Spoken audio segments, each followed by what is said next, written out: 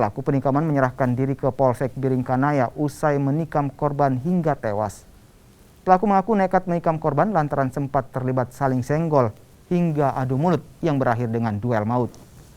Akibat kejadian ini, korban tewas dengan luka tikaman di bagian tubuhnya. Polisi yang melakukan penyelidikan menemukan identitas pelaku dari keterangan saksi dan juga rekaman CCTV. Pelaku menyerahkan diri setelah polisi melakukan pendekatan persuasif kepada keluarga pelaku.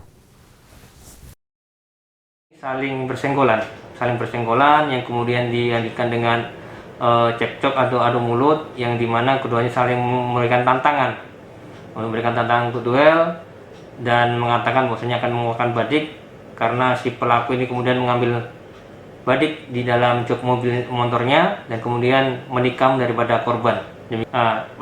Identitas pelaku diketahui yang pertama dari saksi, terus dari pengumpulan paket-paket di TKP serta perekaman CCTV yang kita dapat serta kita mengambil keterangan dari beberapa tokoh-tokoh masyarakat yang ada di sekitarnya.